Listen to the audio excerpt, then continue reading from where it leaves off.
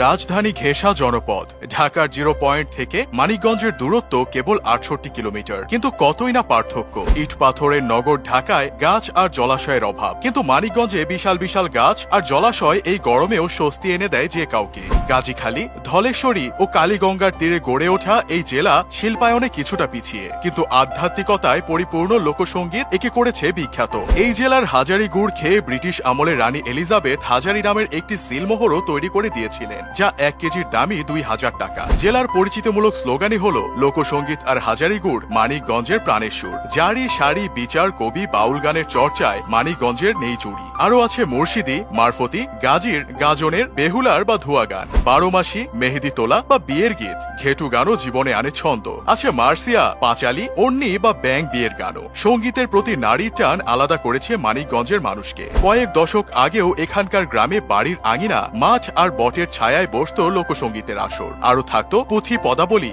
যাত্রাপালা, নৌকাবাইচ, গরু দৌড়ের আয়োজন। মানিকগঞ্জের সুফি সাধক, লোকসঙ্গীতের গায়ক, গীতিকার, সুরকারের তালিকা দীর্ঘ থেকে দীর্ঘতর।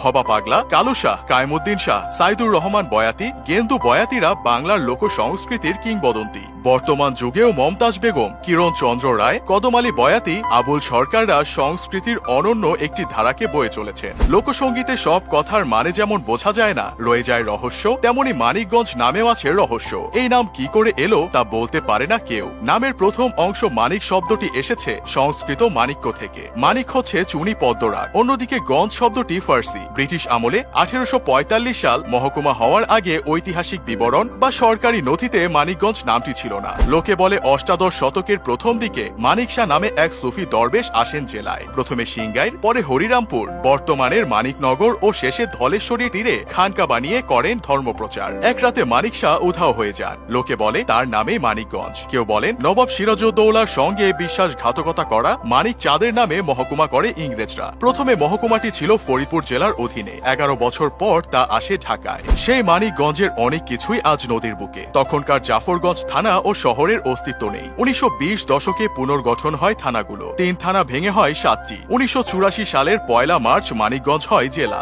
এর আয়তন প্রায় 13,079 বর্গ কিলোমিটার। ইউনিয়ন সংখ্যা 66টি, পৌরসভা 2টি, জনসংখ্যা 17 লাখের কাছাকাছি। জেলার দর্শনীয় স্থানের নেই অভাব। বালিয়াটির জমিদার বাড়ি একটি দেখলে এককালে সমৃদ্ধির প্রমাণ মেলে। 19 শতকের প্রথম ভাগ থেকে 100 বছরের বেশি সময় আধিপত্য ধরে রাখে এই বংশ।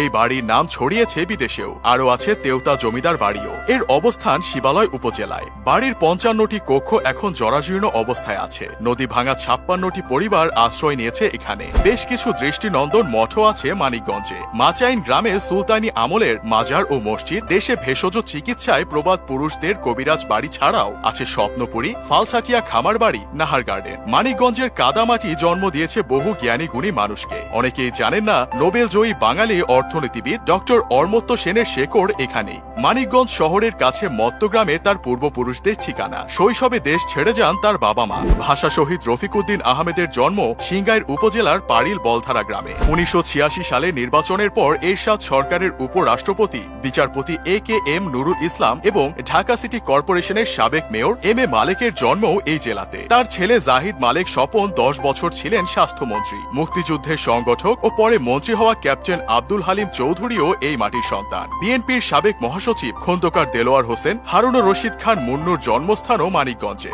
বাংলার চলচ্চিত্র জগতের প্রবাদ পুরুষ হীরালাল সেন, সাংস্কৃতিক জগতের অহংকার খান আতাউর রহমান, জগন্নাথ কলেজের প্রতিষ্ঠাতা কিশোরীলাল রায় চৌধুরী, সমাজসেবক রণদা প্রসাদ সাহাকে নিয়ে আজও গর্ব করে মানুষ।